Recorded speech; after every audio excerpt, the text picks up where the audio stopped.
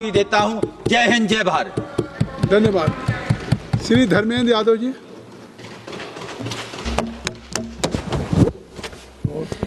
धन्यवाद माननीय सभापति जी।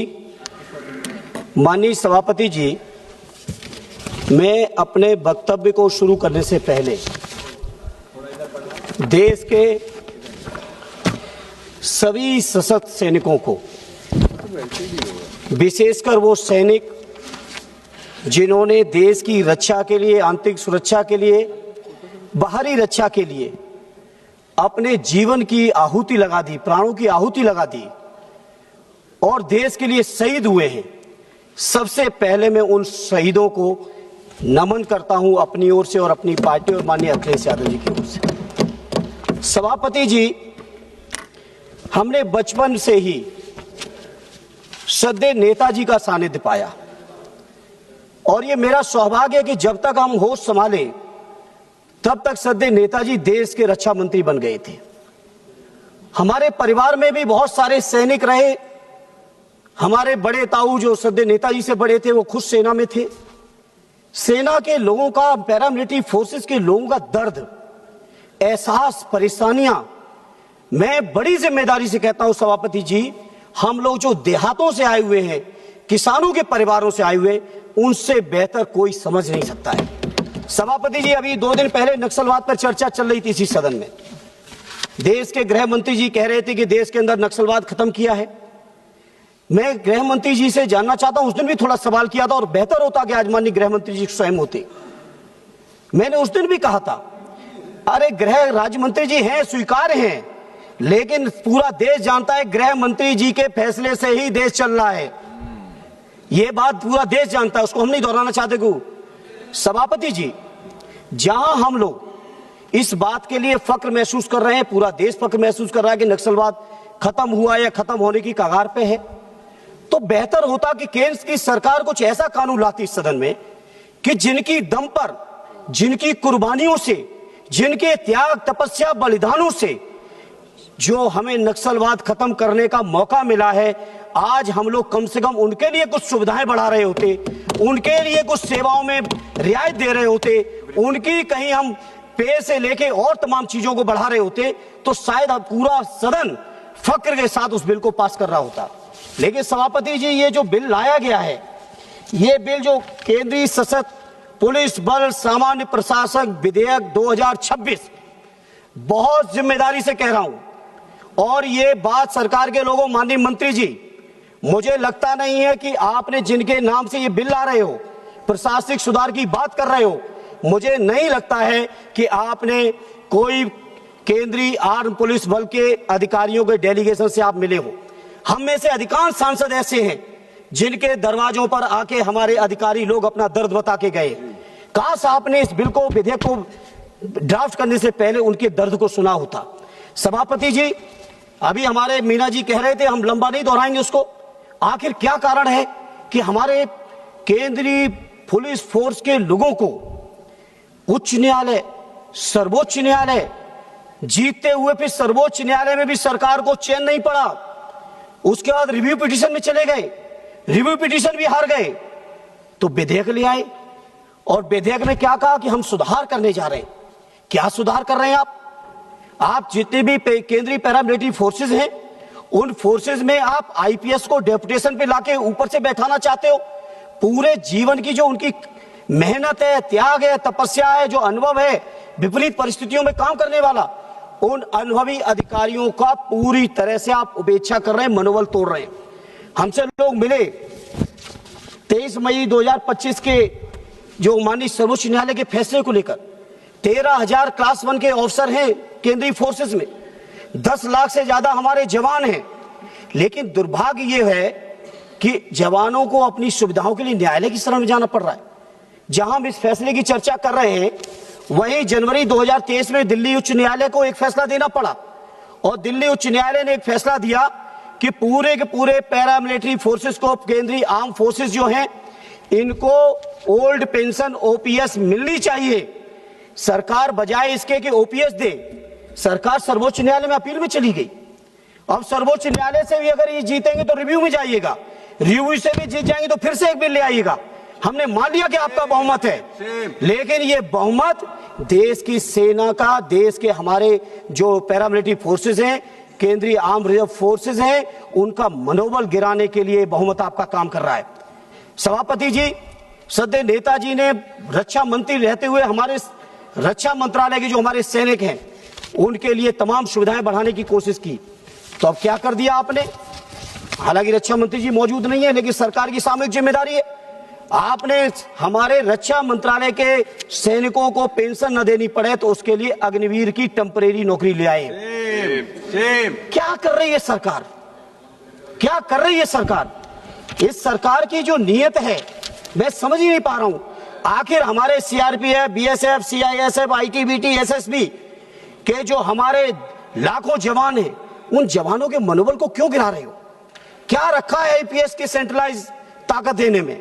क्या रखा है कि केवल गृह मंत्रालय ताकतवर हो जाए, बाकी देश के किसी मंत्रालय की ताकत बढ़े या घटे, इस बात से कोई मतलब नहीं है सरकार को। इसलिए मैं इस मौके पर बहुत जिम्मेदारी से कहता हूं, ये बिल जो आया है, ये बिल देश के सशस्त्र सुरक्षा बलों का मनोबल गिराने के लिए आया है। और मैं गृह मंत्री जी जिम्मेदारी से कह रहा हूं, ये बात जो कह रहा हूं रिकॉर्ड में रहेगी हमेशा। ये जो कुछ भी आप लोग कानून बना रहे हो, चाहे इस बिल के माध्यम से हमारे केंद्रीय सुरक्षा बलों के मनोबल को गिरा रहे हो, उनके पदों को घटा रहे हो, 13-13 साल, 15-15 साल हो जा रहे हैं, उनको प्रमोशन नहीं मिल रहा है। जितनी अवधि में आईपीएस लोगों को 3 से 4 प्रमोशन मिल रहे हैं, उतनी अवधि में हमारे पैरामिलिट्री फोर्सेस के अधिकारियों को 25-25 साल तक एक पदों पर पड़े हैं, कोई प्रमोशन नहीं मिल रहा है। और उसको कानूनी अमली जामा पहनाने के लिए जब हमारे सैनिक साथी, जब हमारे पुलिस के बल के लोग, केंद्रीय पुलिस बल के लोग न्यायालय से जीत जाते तो आप कानून ले आते हो। उसके बाद राजा साहब आप बहुत तारीफ कर रहे हो, मैं समझता हूं पूरा देश का अर्धसैनिक बल इस बात को देख रहा है। पूरे देश की हर सीमा पे देख रहे हैं लोग, जो हमारे देश की 13,000 किलोमीटर की जो सीमा है उसको देख रहे हैं। नक्सलवाद के उस इलाके के में बैठे हमारे सैनिक देख रहे हैं, और वो इस बात को भी देख रहे हैं कि कौन कौन सांसद खड़े होके जब हमारा गला काटा जा रहा था तो उस गले काटने में तालियां बजाने का काम कर रहे थे, और कौन ऐसे साथी थे जो कम से कम कुछ कर पाए न कर पाए, संख्या की दृष्टि से भले ही हम कमजोर बने रहे, लेकिन हमारी पार्टी और हमारा विपक्ष पूरी तरह से हम अपने सैनिकों के साथ खड़े हुए, अपने जवानों के साथ खड़े हुए। इन्हें सभापति जी, मैं इस मौके पर आपसे कहूंगा, उस दिन गृह मंत्री जी की मौजूदगी में भी कहा था, आज फिर इस बात को मैं दोहराना चाहता हूं, जो भी हमारे सैनिक सीमा पर शहीद हो, नक्सल से लेके अगर किसी भी ऑपरेशन में शहीद होते हैं तो उन सैनिकों को शहीद का दर्जा मिलना चाहिए। आप सोचिए, पुलवामा पे हमला हुआ, 19 का चुनाव चल रहा था, घड़ियालू आंसू बहा रहे थे, पूरे सत्ता पक्ष के लोग घड़ियालू आंसू बहा रहे थे। और उस घटना के बाद, सैनिकों की शहादत के बाद, बता दो एक भी आपने किसी सैनिक की कोई भी चीजों को बढ़ाने का काम किया हो? अगर टाइम कम हो जाएगा तो हमारे पीछे वाले साथी हमारे लिए टाइम छोड़ देंगे, कोई चिंता नहीं है, क्योंकि सभापति जी सत्ता पक्ष वालों से पूछ रहे हैं कितना देर बोलना है। एक बार कृपा करके विपक्ष वालों से भी पूछ लिया करिए, जिससे आपके प्रति भी सम्मान बढ़े विपक्ष के लोगों के बीच में। धर्मेंद्र जी बहुत वरिष्ठ हैं जी। धर्मेंद्र जी आप बहुत वरिष्ठ हैं, अभी तक तो मैंने टोका नहीं ये बात। अरे नहीं, ये बात आपने वो कान में सूचना जा रही थी, क्या मैंने उस पर मैंने सभापति जी अब ये टाइम तो मैं आप ही के कोटे में डालूंगा, पार्टी कोटे में नहीं। इसलिए सभापति जी, जैसे पुलवामा की घटना हुई, दंतेवाड़ा की हुई, और ऐसी एक घटना नहीं, चूंकि आप समय कम देंगे, नहीं घटना दर घटनाओं का व्यापक हमारे पास पूरा डिटेल है कि कैसे कैसे हमारे सैनिकों ने शहादत दी है। उन शहादत वाले सैनिकों को अगर हम फोर्स वाइज बात करेंगे सभापति जी, तो सीआरपीएफ के अब तक 2200 से ज्यादा जवान और उनके अधिकारियों ने शहादत दे दी है।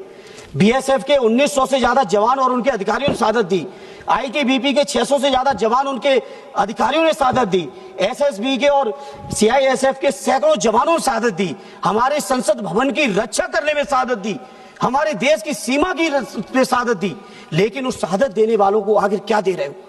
उनके परिवार के लोग, हम में से अधिकांश लोग जाते हैं, जब कोई सैनिक खत्म होता है, जब जाते हैं, सदैव नेताजी का बनाया हुआ कानून था कि हर सैनिक की डेड बॉडी सम्मान के साथ, राष्ट्रीय सम्मान के साथ गांव के अंदर उसके पैतृक स्थान पर उसकी अंत्येष्टि होती है।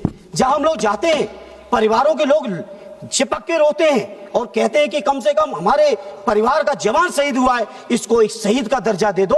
वो शहीद का भी दर्जा देने में आपकी सरकार कंजूसी पे कंजूसी, छोटा मन से छोटा मन करते चले जा रहे हैं। और वहीं किसी अगर उद्योगपति को जरा भी सुविधा चाहिए है तो आपकी भी तो है। 16.5 लाख करोड़ आपने माफ कर दिए, लेकिन हमारे सैनिकों की शहादत के सम्मान के लिए आपके पास फंड नहीं है, आपके पास पैसा नहीं है। इसलिए मैं बहुत जिम्मेदारी से कह रहा हूं, हाजिर मीना जी ने, कांग्रेस के हमारे साथी ने कहा है, मैं उनके साथ अपने को जोड़ते हुए कह रहा हूं, इस बिल पर बहुत गंभीर चिंतन मंथन होना चाहिए। जितने इसके स्टेक होल्डर्स हैं, जितने पैरामिलिट्री के हमारे अधिकारी हैं, हमारे कर्मचारी हैं, उनकी राय मशवरा आनी चाहिए और इस बिल को जेपीसी में जाना चाहिए। साथ ही साथ एक आधा मिनट लेंगे, बहुत ज्यादा नहीं लगे, साथ ही साथ इस बिल को जेपीसी में भेज के इसको व्यापक चर्चा का मौका दीजिए। हमारे सैनिकों की सुनिए, हमारे पुलिस के जवानों की सुनिए, उनके अधिकारियों की सुनिए। और दो काम जो मैं अपनी पार्टी और माननीय अखिलेश जी की ओर से मांग करता हूं, सरकार के लोगों, अगर जरा भी संवेदनशीलता है, जरा भी सैनिकों के शहादत के लिए आपकी आंखों में आंसू हैं, तो कम से कम 2 फैसले ले लो, लोग याद करेंगे आपको। 2 फैसले ले लो, मेरा सुझाव है। एक फैसला ले लीजिए, चाहे वो हमारे फौज का सैनिक शहीद हो, चाहे हमारे केंद्रीय आर्म पुलिस का नौजवान शहीद हो, सुरक्षा उसका, आप उसको हर हाल में शहीद को शहीद का दर्जा दीजिए। धन्यवाद। दूसरा एक लास्ट सुझाव सभापति जी, कि हर हाल में जिस तरह से हमारे फौज के स्थायी जवानों के लिए ओपीएस लागू है, उस ओपीएस को कृपा करके हमारे इन केंद्रीय आर्म सुरक्षा बलों को भी ओपीएस दे दो।